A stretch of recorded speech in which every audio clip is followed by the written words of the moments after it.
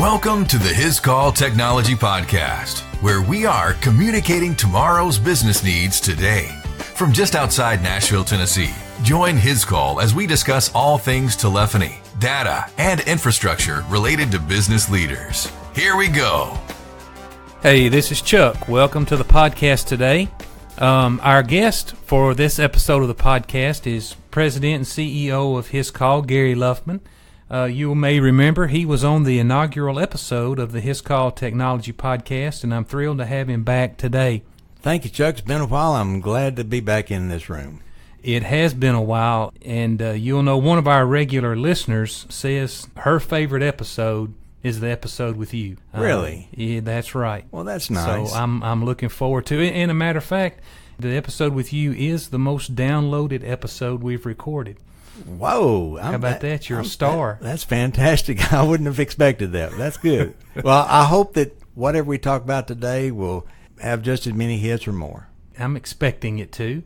I don't know if you know this, but we've had listeners from as far away as Canada and Australia listen to the podcast. Whoa, I didn't know that. It's pretty exciting. Well, I knew your idea here is taking off, and we're all real happy about it. And I guess from what you're telling me, people are enjoying what you're doing, and I know we do, so I appreciate you doing this. Oh, I'm glad to be doing it, and I appreciate your support.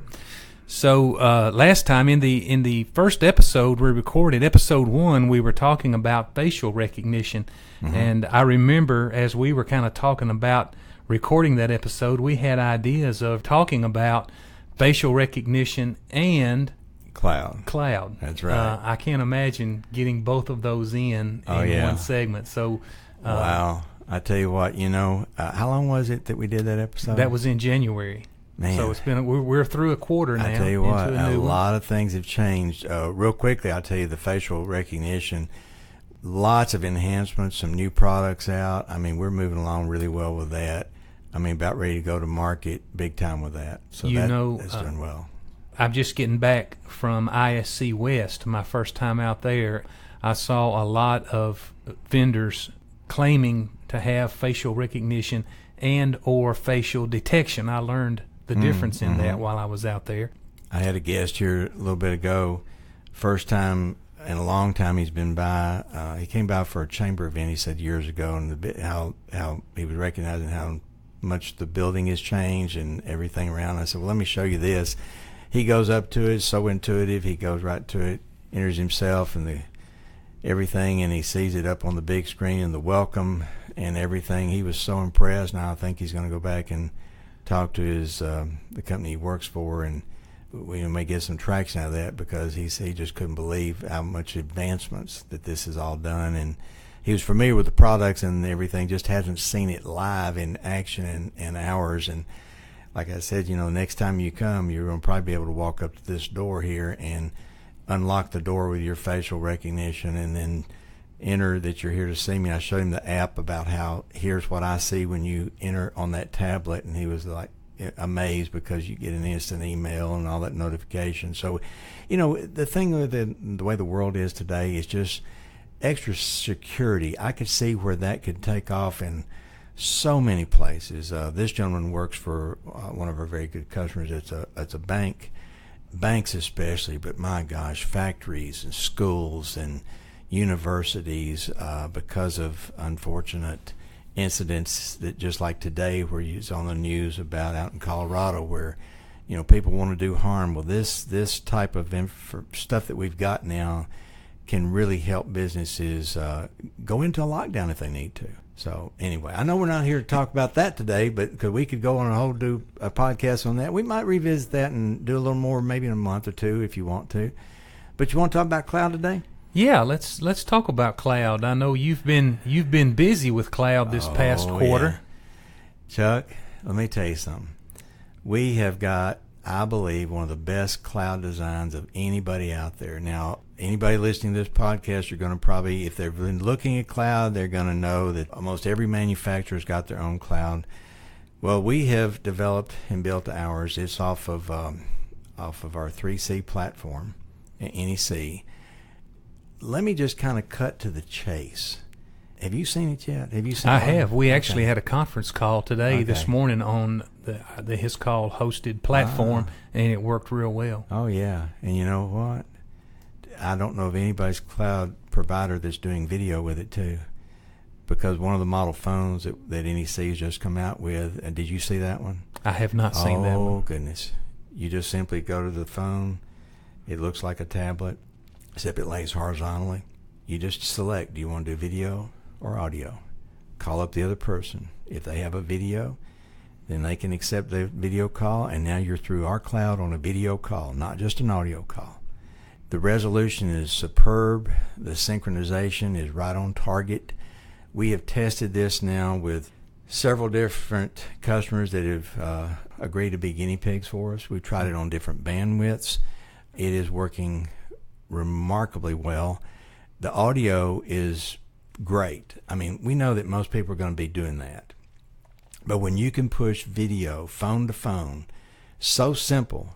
I mean, I'm talking about a phone with a camera, and they can see video each other, and it is real time, no delay.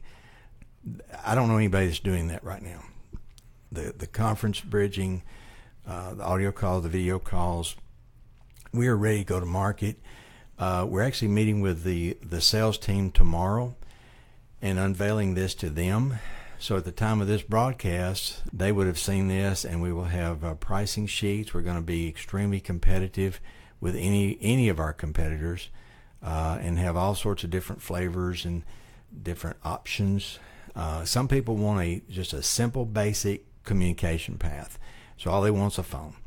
That's fine. Somebody wants to do a lot of features, mobility. We got that too.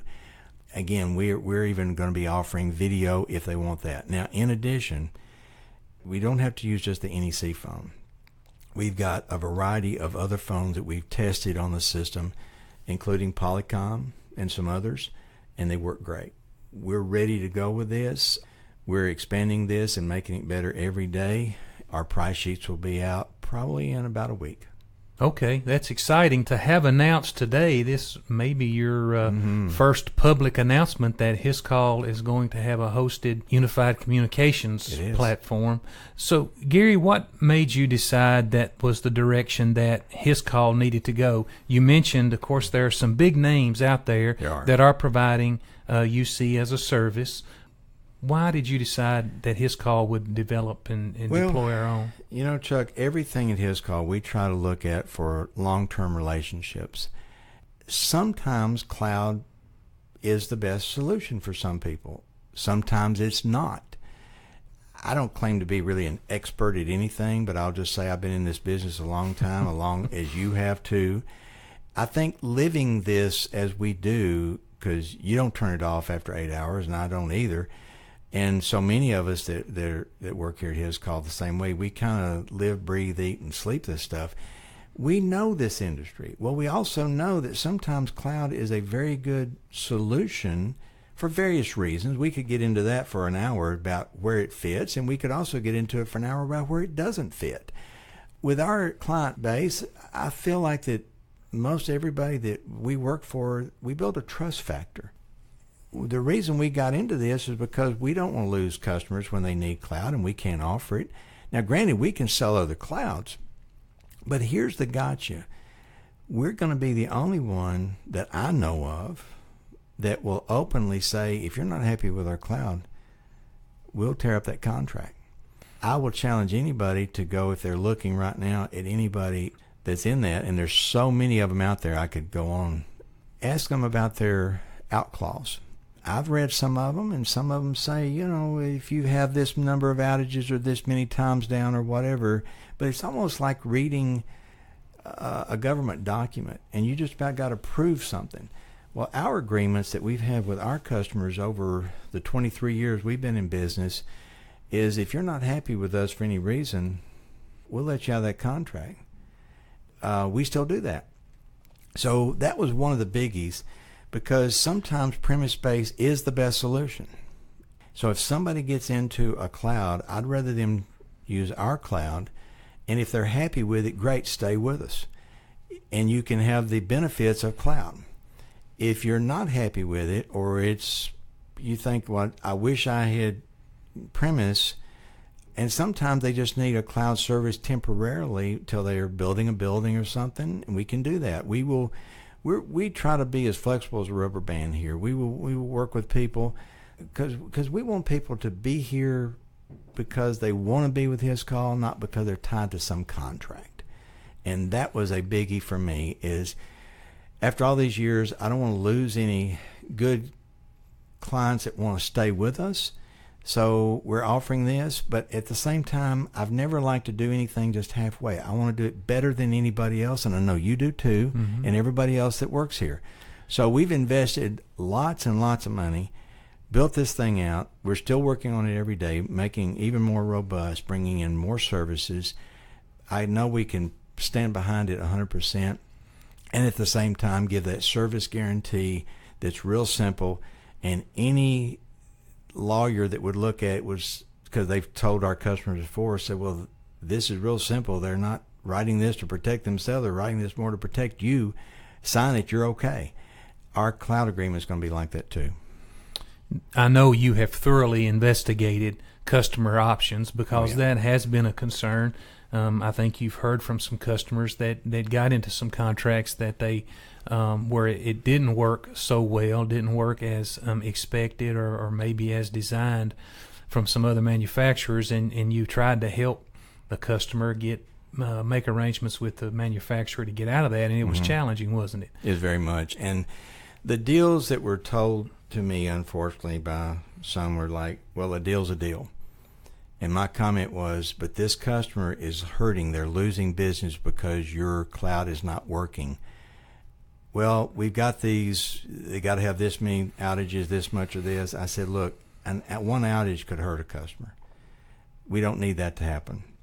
And I'm saying I'm willing to put in your brand premise-based equipment if you'll let them out of the contract.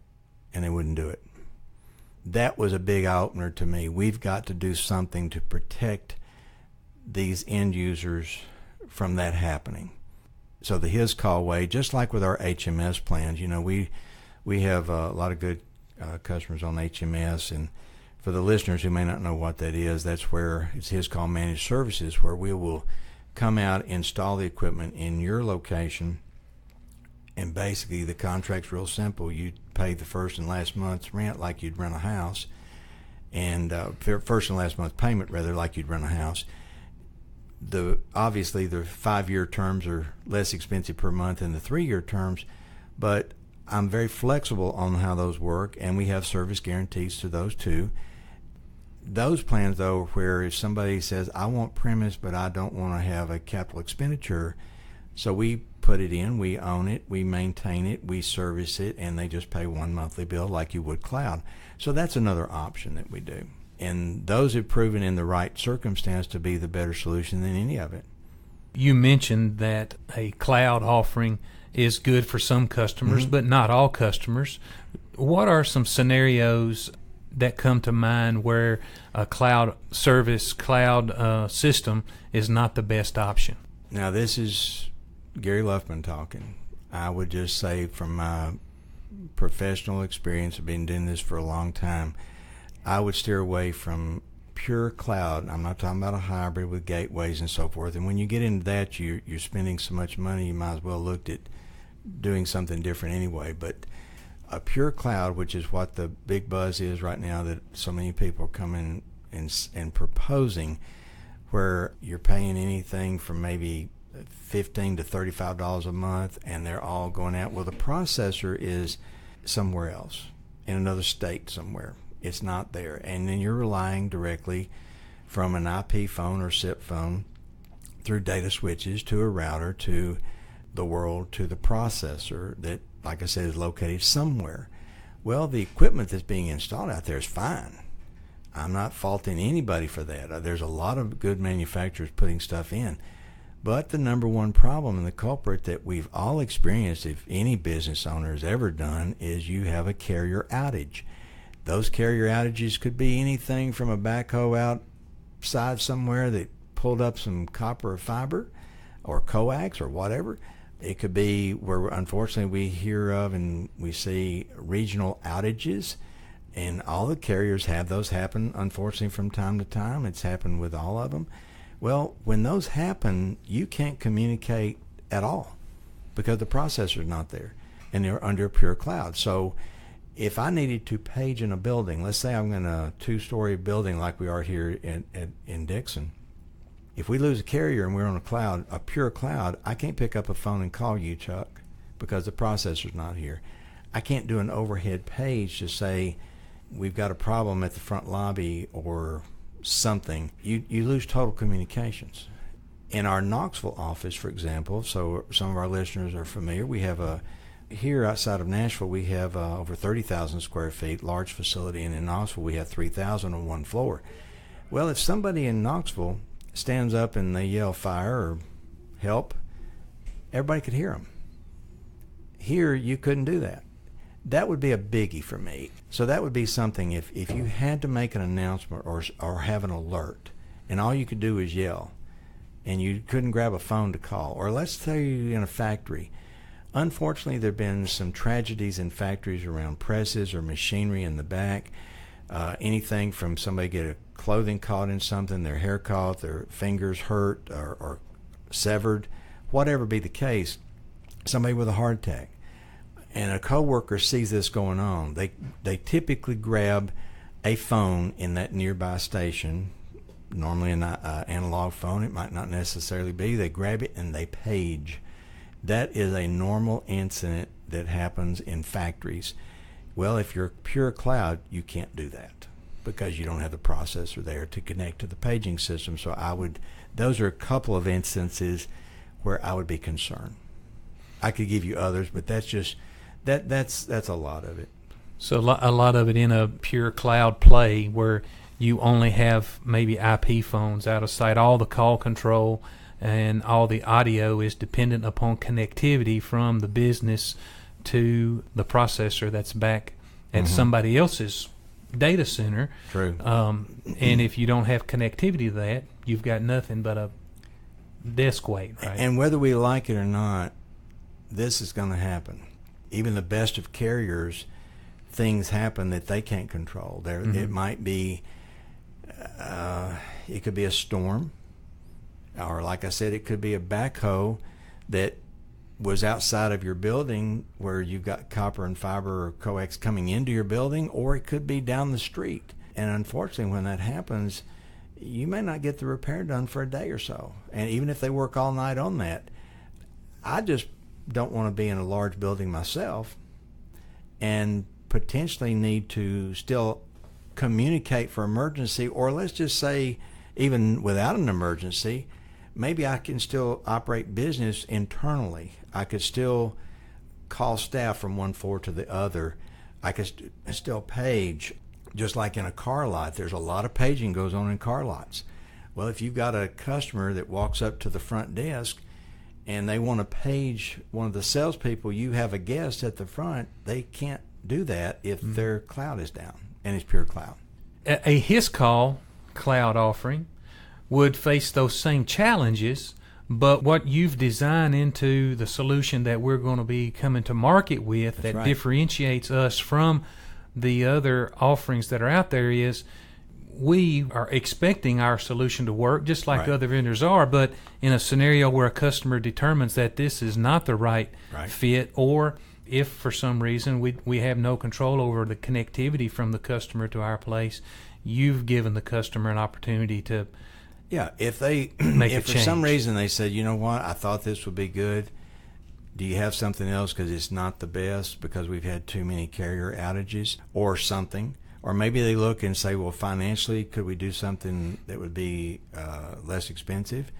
And let's face it, sometimes the managers of a company, a CFO or a comptroller or somebody, or the president of a company may decide they're going to operate under CapEx, and the next one doesn't.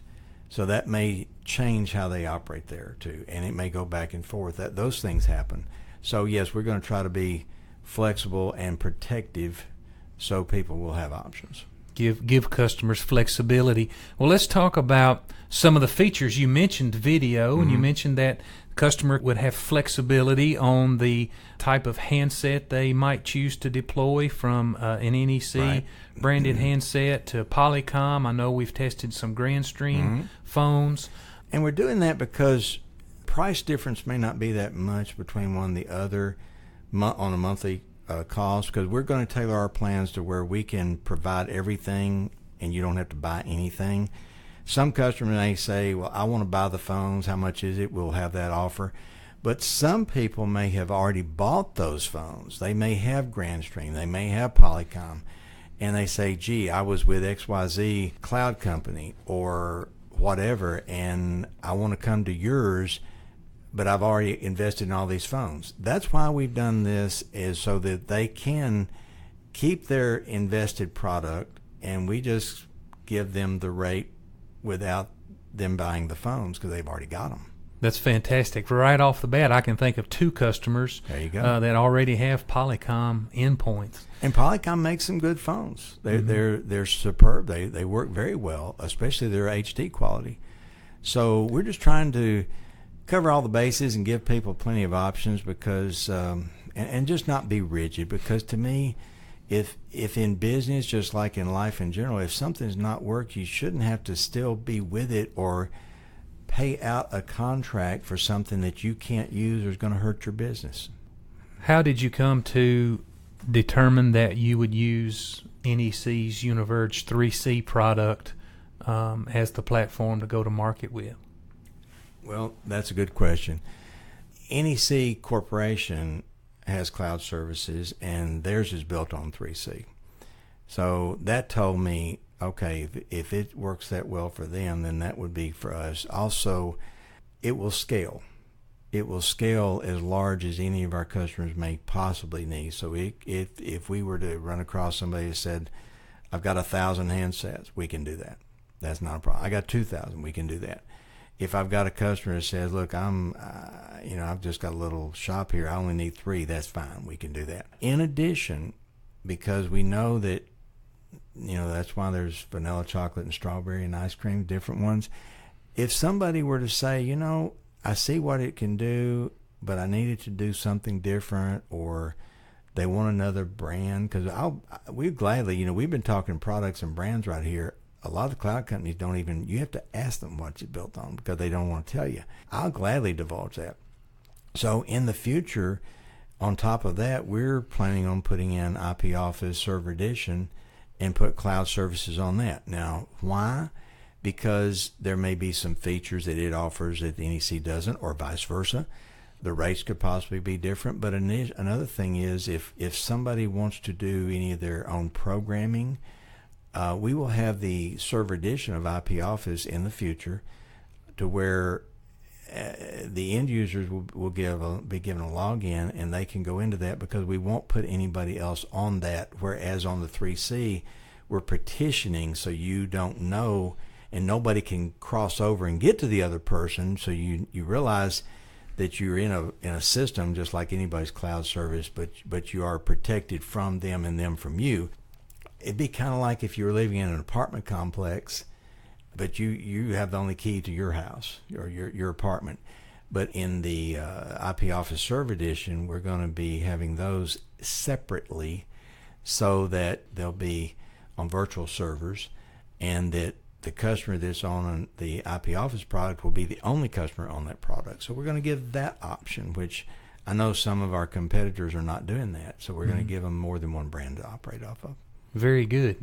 Continue to offer customers flexibility. Absolutely. Supported by Hiscall, and have that same number that they're used to calling. They will continue to call for support on that. It would be our technical staff that would handle those things. The deployment that we've done in the test is we basically have called up different customers and said, hey, we're going to do this. Would you play with us? And these are not just NEC customers. NEC, there have been some Mitel customers, some Avaya customers, and they say, sure, whatever you want to send me. Well, they open up the box and they see it's in it. Well, this says NEC on it. Yeah, can you plug it into a data port and tell me what happens? And they plug it in, and it works. The boot time on these things are phenomenal. We've gone through the firewall issues, all sorts of things. Now, if we need to deploy people on site, because that's what we've always done, we'll do that. I would say on implementation, most people would want us to do that. With some of the cloud companies that are out there, they don't do that. They send product, you plug it in, that's it. So those customers who want that and they want to do it that way, we can do it that way. If they want us to come on site, we'll gladly come on site. We don't know how. We have to also look at the infrastructure like everybody does. Do they have good data infrastructure, or are they going to need some help with that? We'll have to look at those things. But right here, early in the process of announcing this new product, do we have a name for it? Yes, we do.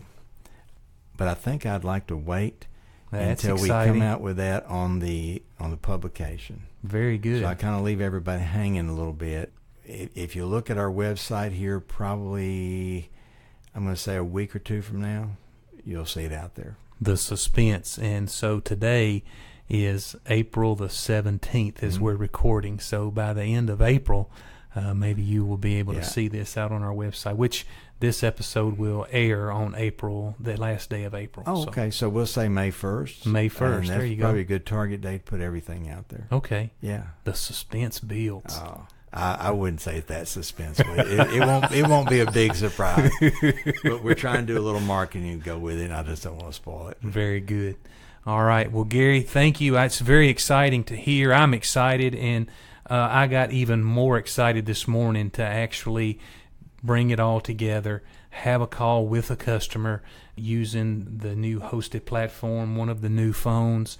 Everything was excellent about it. So I'm very much looking forward to it. Looking forward to tomorrow to hearing more about it. I'll be here with the sales folks. Yeah, it's going to be a lot of fun. So, hey, thanks for coming in here today and recording this podcast with me, and I look forward to having many more. Well, thank you, Chuck. I appreciate getting the opportunity to come, and good to talk with you and everybody listening. As we wrap up, remember, don't be afraid, only believe.